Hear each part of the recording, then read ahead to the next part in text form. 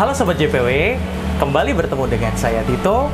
Di video kali ini, saya akan melakukan review mesin espresso DeLonghi Dedica EC685.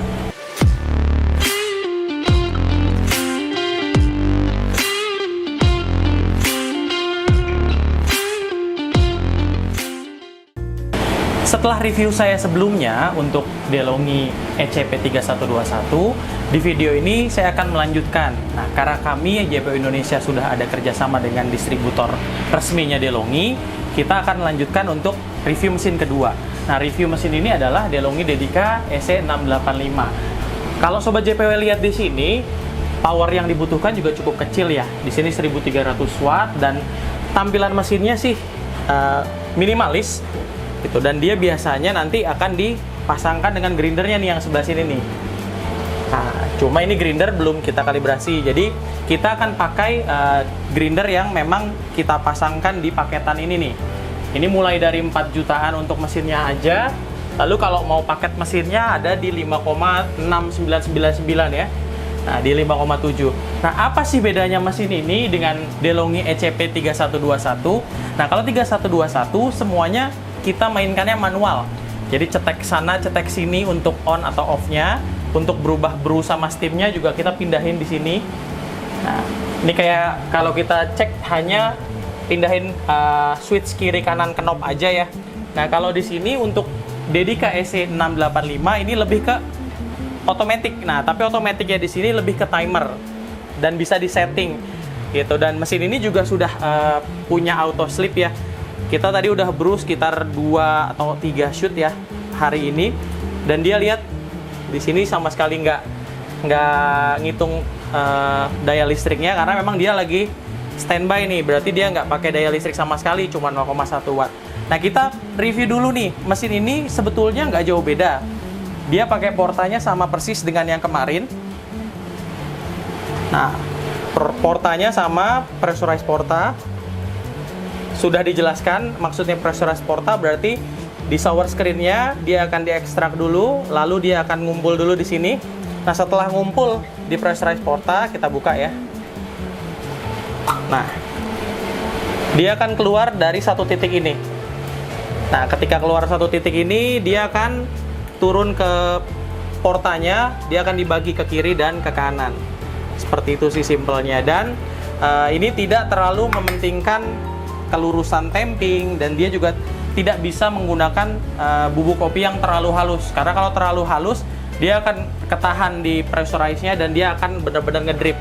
Nah, saya sudah kalibrasi grinder ini sama sebetulnya dengan kalibrasi di ECP3121 kemarin. Kita langsung ganti ke nomor 1, dan nomor 1 ini sudah di set medium to fine. Nanti kita lihat nih di sini hasilnya seperti apa. Dan saya pakainya sama ya, 12 gram. Kita timbang aja. Kalau Sobat JPW nggak punya timbangan, Sobat JPW bisa pakai spoons-nya. Jadi pakai si sendoknya ya. Kita taruh dulu. Kurang lebih 12 gram itu seberapa sih? 1,5 kali sendok ini. Nah, ini 1 kali. Oke. 9 gram. Setengah kali. Nah, 12-13 gram ya. Nanti biasanya ada yang ketahan di situ juga. Nah, kita gunakan grindernya di sini MB600 manual grinder. Nah, kita pakai cara pakai MB600 ini harus dinyalakan dulu ya sebelum kita masukkan beans-nya. Nah. Oke, kita green. Nah. Konsisten sih masih sama kayak yang kemarin nih, grind size-nya. Dan karena kita masukkan hanya on demand, cuma 13 gram yang kita butuh, jadi cepet banget udah kelar nih. Sampai suaranya hening, baru kita berhentiin. Nah, ini grind size-nya.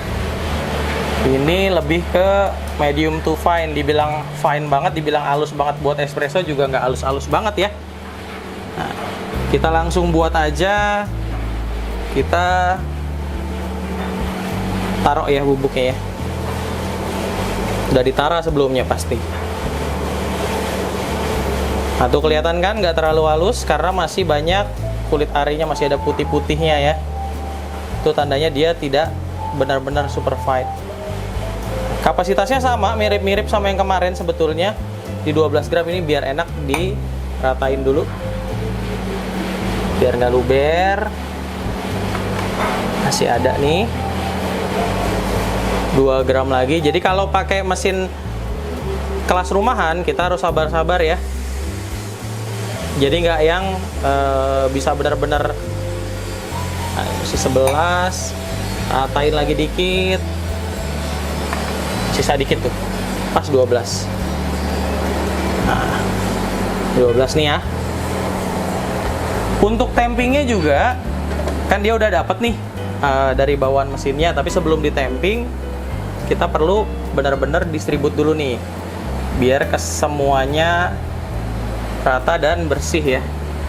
Nah, kalau udah, tampingnya juga bukan seperti kita tamping beneran. Jadi dia cukup padet-padetin aja kayak gini gitu. Kalau udah dapat padatnya, sekali ditekan twist. Nah, hasil nanti kayak gini, tinggal dirata-ratain dikit. Ini nggak ditekan ya. Nah, cukup lah ya. Kita cek lagi untuk memastikan bener 12 atau enggak. Bener 12 gram. Nah, kita rencananya pengen bikin coffee latte, hot coffee latte, namun dengan sirup ya. Ini sirup karamel. Brandnya di belakang nggak saya kasih lihat ya. Nah, caranya kalau saya bikin sirup karamelnya ini, nanti saya steam bersama susunya. Jadi rasa karamelnya lebih ngangkat. Nah, saya siapin dulu untuk brewing espressonya. Nggak jauh beda sama yang kemarin. Jadi kita bener-bener kenapa di sini banyak banget jug? Karena dia perlu di flash dulu. Kalau saya flash di sini kayak muncrat-muncrat aja, nggak rapih gitu ya. Jadi saya siapin jug, pencet aja ini untuk double-nya. Ada free infuse-nya juga dia. Berhenti dulu. Nah, detik pertama ngeluarin air, detik ke-2, 3, 4 berhenti, lalu ngeluarin air lagi ke detik ke-5. Nah, karena ini tidak muat, saya udah coba. Jadi ini harus dibuka dulu nih. Nanti sobat JPW juga bisa tiru nih. Nah, jadi pas taruh shooter gelasnya atau taruh cangkirnya enak. Kita taruh shooter gelas aja dulu biar kelihatan ekstraksinya perfect atau enggak. Kita siapin di sini sama portanya. Nah, portanya dia udah ada batasnya nih. Kalau kita pakai lebih banyak dari 12, bisa sebetulnya di 14 maksimum, tapi dia agak keras geser ke kanannya dan akan over extraction. Nah, ini kita posisiin dulu. Nah, kita juga bisa setting. Nah, ini yang membedakan dengan DeLonghi ECP 3121. Kalau dia kan dicetek on, dicetek off gitu ya. Kalau ini kita tahan ini selama espressonya kita mau. Jadi nanti dia akan menyimpan memori. Jadi kalau kita pakai 12 gram dengan grind size tersebut, kita butuh berapa mili hasil yieldnya atau hasil espressonya. Nanti kita tinggal lepas aja, dia langsung nyimpen. Contohnya kayak sekarang nih, kita langsung bikin. Kita tahan 1, 2, 3. Nah, ininya agak turunan jadi harus dipegangin. Nah, belum. Oke, cakep banget ya. Widih. Nah, karena kita pengen dapatnya di 18 sampai 20, jadi kita berhentiin di sekarang. Nah, lihat deh hasil ekstraksinya. Waduh. 20 ya. 21 lebih dikit. Tapi ada hard body kremanya, jelas detailingnya. Ya. Menurut saya ini kulikan saya yang ketiga ya hari ini. Nah, hasilnya juga cakep. Cakep. Nah, kalau ininya udah dapat, espressonya udah dapat, sebetulnya tinggal dituang. Nah, ini ada beberapa rekan barista atau teman-teman yang mungkin kalau mau pakai sirup dituang ke cangkirnya untuk langsung dicampur sama espresso.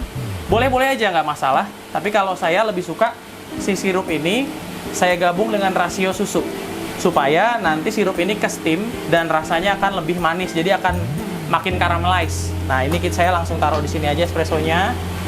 Dan ini karamel si kremanya juga golden banget dan nggak hilang ketika dipindah ya.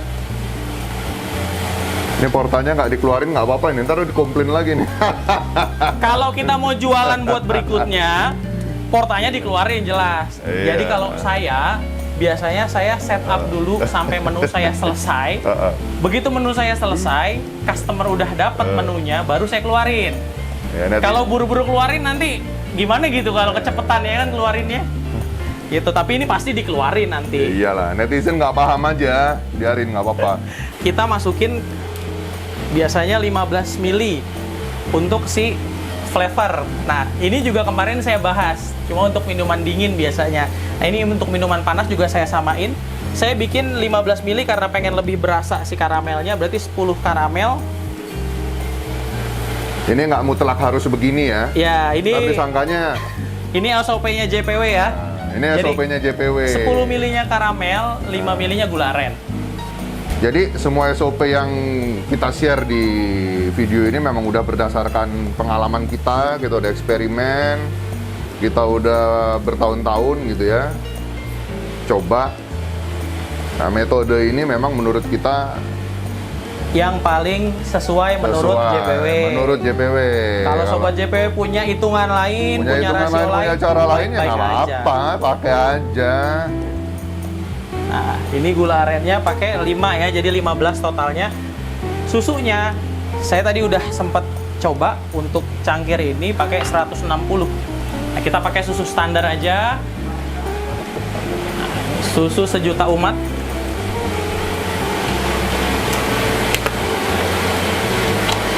Kalau sobat JPW tanya mau pakai susu merek lain, boleh, nggak ada masalah. Saran saya fresh milk. Kalau UHT boleh, tapi beberapa UHT susah di steam.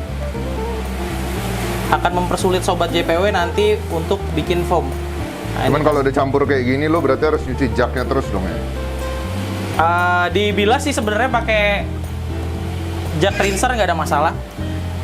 Oh iya, lupa. Sama seperti yang ini, dia untuk brew dan steamnya kan nggak bisa bareng karena masih single boiler dan masih pakai thermoblok. Kalau ini kan dikekiriin, berubah jadi steam terus dibuang dulu airnya. Nah, kalau ini lebih simple. Ini kiri, buang dulu airnya sebelum steamnya naik. Kalau ini cepet naiknya nih, Pak. Kita pencet ini aja. Langsung kita buang aja. Airnya akan berubah jadi uap. Kurang lebih cuma 5 detikan ya. Selesai, ini berubah jadi uap nih.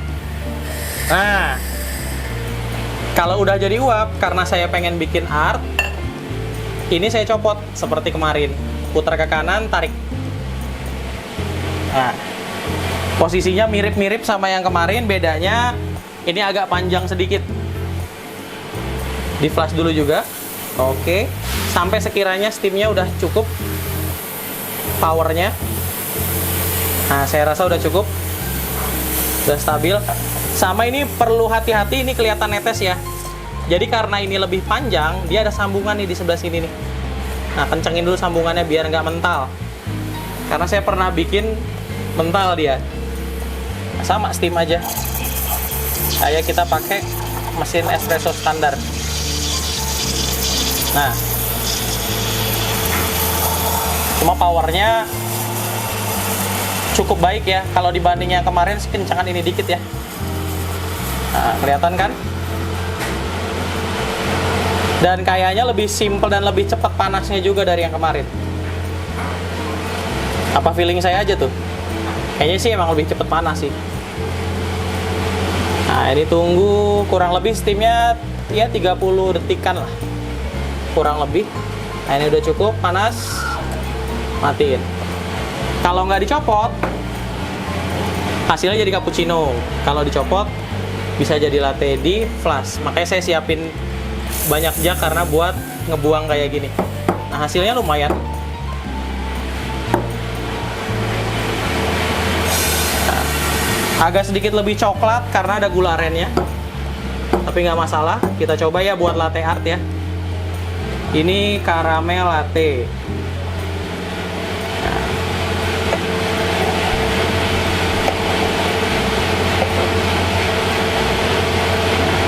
Jangan penuh-penuh. Widih. Ya Nggak kalah sama lumayan mesin mahal ya. buat di rumah lumayan lah ya. Dan ini udah berasa karamel. Mau cobain nggak, Pak? Atau gue cobain nih rasanya gimana nih?